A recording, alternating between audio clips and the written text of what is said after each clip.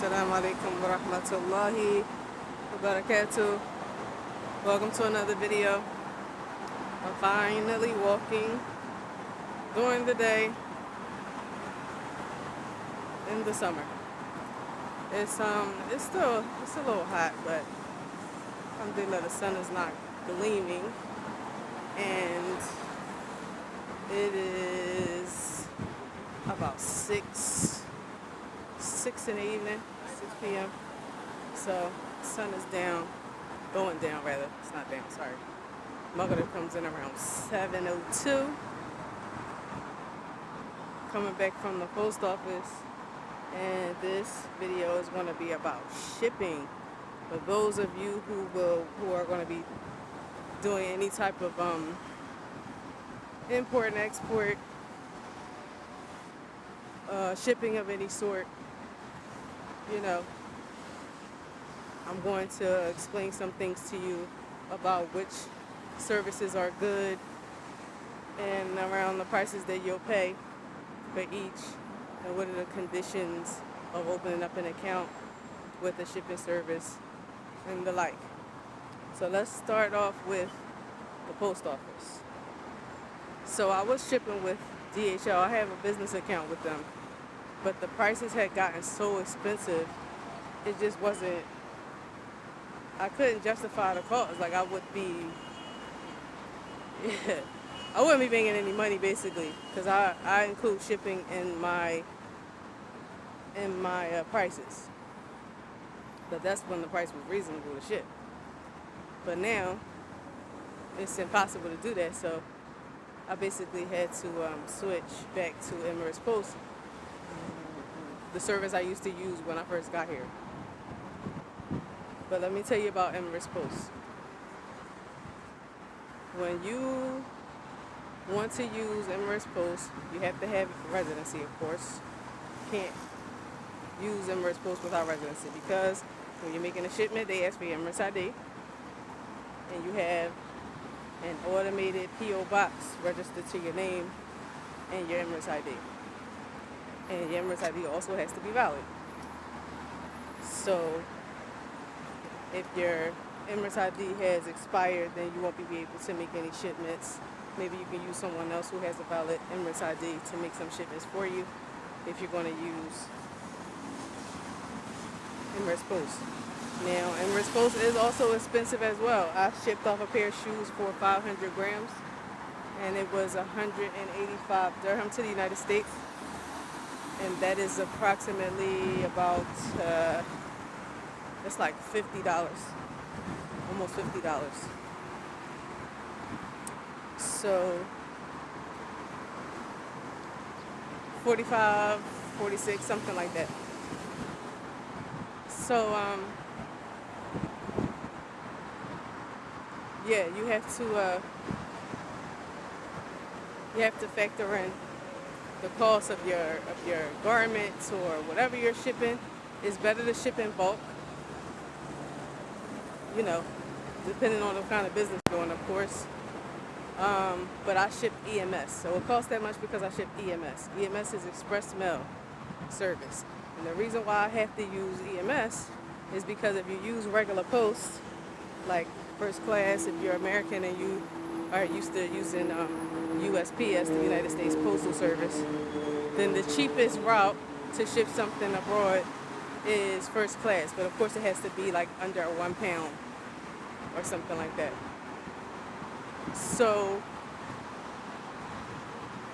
it's going to be, you can ship for cheap if it's under 1 pound in America. But the problem is, when you're using Emirates Post, the cheap route, it's going to be forwarded to the USPS system in America, and unfortunately people are not receiving their mail. So I have lost money, lost product, and had to basically refund customers their money because USPS was incompetent and they didn't deliver people's stuff.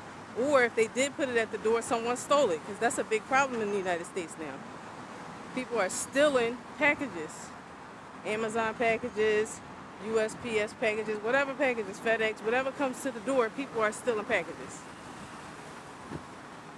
So I stopped using the regular post and I said I have to use the expensive one because what's the point? I mean, if I'm going to be losing product, I might as well just pay for the shipping, and put it in my cost, put it in the cost of the shoes.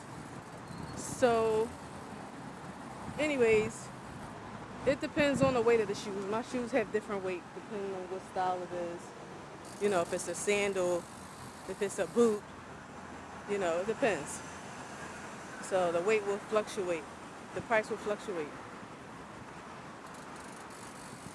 So yeah, you don't want to use the cheap route when it comes to the United States Postal Service being transferred from the Emirates Post. You don't want to go the cheap route.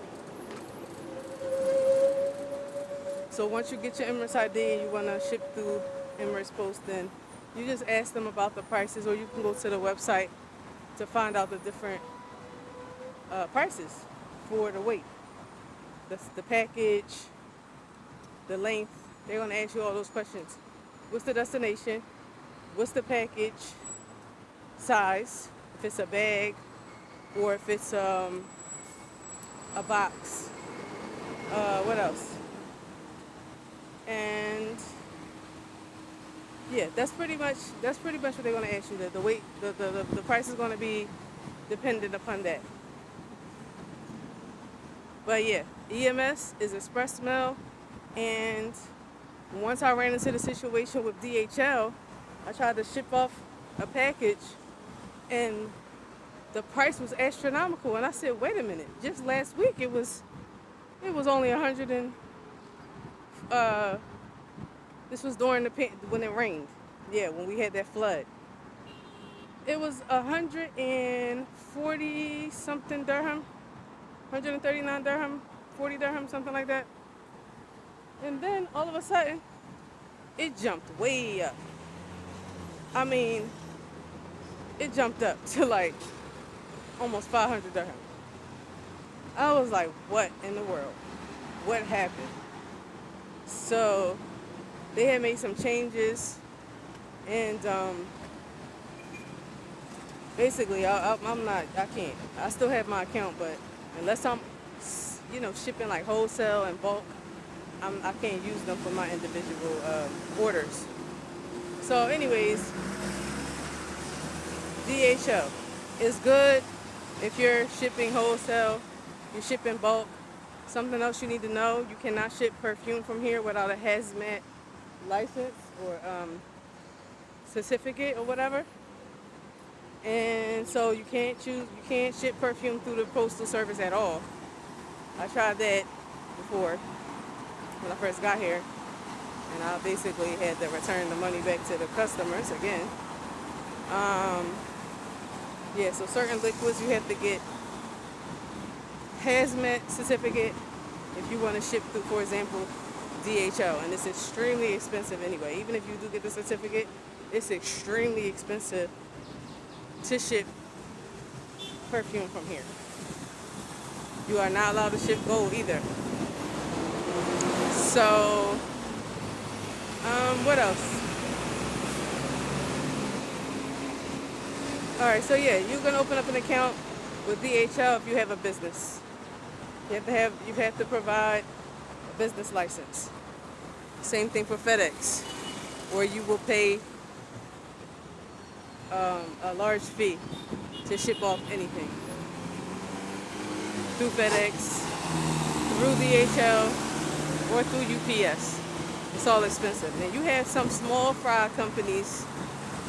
I don't know them. I hadn't checked to. I don't like to try new stuff in the middle of me dealing with my customers. I don't like that. So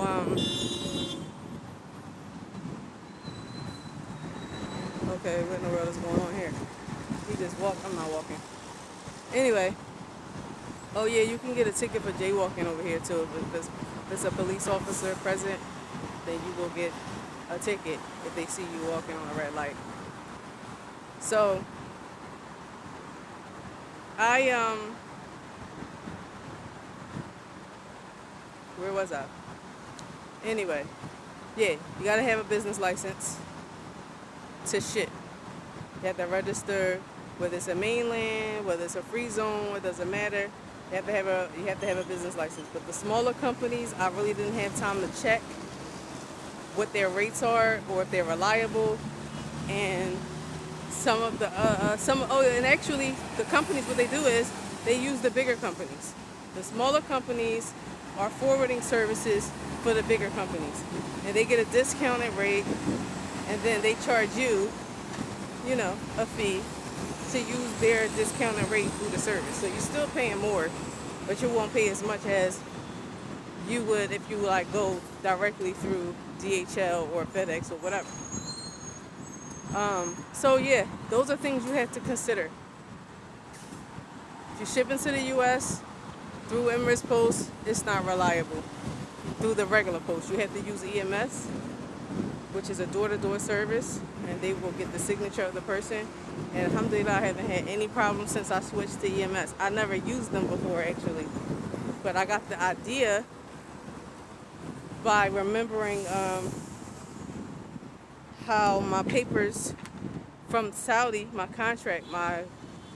school contract, when I was working at Al Aruba International School in Riyadh, they sent my contract through EMS. And that's what made me remember. I'm like, wait a minute. There's something called EMS. Let me check and see what that is. And it's actually an international service through each postal service. Each country's postal service has this service inside of the post office. So you just have to ask for express mail, and it's a door-to-door service. You don't have to worry about the client picking their stuff up from the post office and all of that kind of stuff. So yeah, that's how I got the idea. But yeah, try some of these smaller services, and then you have the dock services at the shipyard, where by land, by sea, that's for bigger, larger exports. Also, if you're importing, you have to register your business with Dubai Customs, and you have to receive an import number. It's like 100 dirhams. No, I don't want to speak without. I'm sorry. It's a fee, basically, to sign up and get your number. I forgot how much I paid because it was like on a dime. I had imported a bulk of my shoes from one of my manufacturers, and it was over the weight allowed to come in the country without a customs number. So I had to go through all of this stuff of signing up and getting a number, and I had to search on how to do it. So alhamdulillah, I figured it out. And what made me figure it out is because when I tried to ask the free zone, like, well, how do I get this number? They were like, okay, yeah, we can help you. And of course they charge a fee. But nobody ever got back to me. I was like, okay, I'll pay you, but just help me out. They never got back with me. I think they didn't know how to do it. So I was like, all right, I'm just going to do this myself. That's what I'm used to doing, mashallah. People leave me hanging. I'm like, all right, I have to get stuff done. We're going to get this together. So alhamdulillah, I got the number, and then I was able to get my shipment. It was sitting in there. They were like, you're not getting nothing until you show us this number. So I applied for it, got the number. Alhamdulillah. Had to show my labor card, had to show my license, and all that stuff. Uploaded it into the system, and then khalas, they gave it to me. And I was able to give it to customs, or no, DHL, sorry. I was able to give it to DHL. Well, I forget what service he used. I can't remember who he sent the package by. It may have been Aramex. Oh yeah, that's another company. Aramex is also another international shipping company. I haven't used them. I heard they're not good. Packages get lost and stuff, so um, they may be good for wholesale, like large bulk orders, but individual shipments, I wouldn't recommend. So, yeah, that's basically what I have for you all. If you have any other questions that I can help with, then just leave them down below in the comment section. But yeah, you have to definitely have residency if you want to do anything in here. Got to. You have to, you have to, you have to. Or you'll be in the jam. You'll be stuck. And you don't want to interrupt the flow of your business. When I first came to the UAE, I was like pressed to I wanted to hurry up and get my Emirates ID and my visa because I needed to start shipping. I'm new here. I'm like, I don't know where stuff is. I need to find out where where packages are so I can get those. I'm used to the US. You order your packages, you order your cardboard boxes in bulk. I was used to all of that. So I had to find everything here and figure everything out. And I needed my Emirates ID and my visa quickly. So once I got that, I went and I signed up at the post office. And alhamdulillah, my first shipment went through with no problem. Then the pandemic happened and post office shut down. So I was stuck again. I was like, Allah, wow, what am I supposed to do? And then alhamdulillah, I signed up with DHL. And I've been with DHL ever since until I've recently switched back to Emirates Post, but to a better service with Emirates Post. So yeah, that's what I got. And thanks for tuning in as usual. I'm trying to get my walk on. Oh yeah, I gotta do a video for y'all about what just happened to my daughters. Yeah, Allah.